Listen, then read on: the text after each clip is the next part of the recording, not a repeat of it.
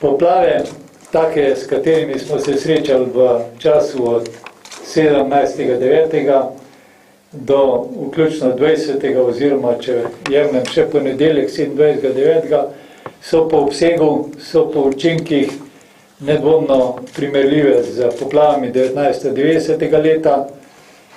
Le-te so zajele 2/3 približno Slovenije, medtem ko detaljne analize, obseg, dinamika, značilnosti tega pojava bodo znane kasneje, ko bodo narejene vse potrebne študije v ustreznih službah.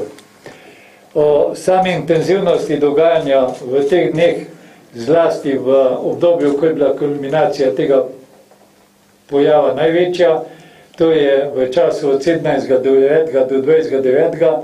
so naši regijski centri prijeli preko 39 klicev, to je na 112 na pomoč.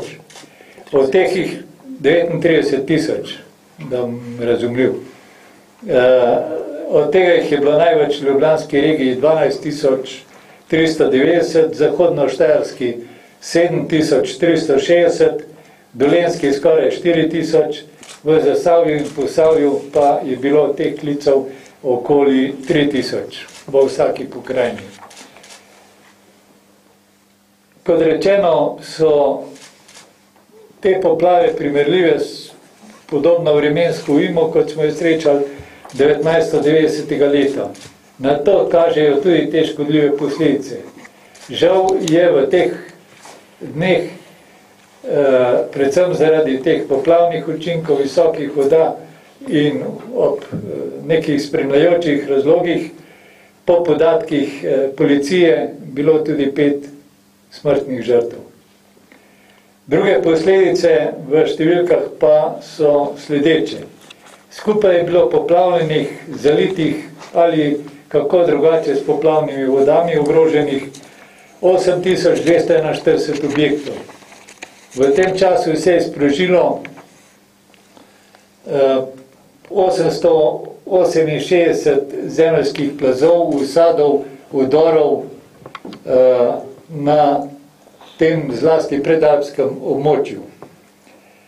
Poškodovanih mostov je bilo okrog 91, izjemno velika pa je tudi poškodovanost na državni in pa lokalni cestni infrastrukturi. Ogroženih prebivalcev neposredno je bilo preko 15.000 in v tem času je bilo evakuiranih 296 oseb.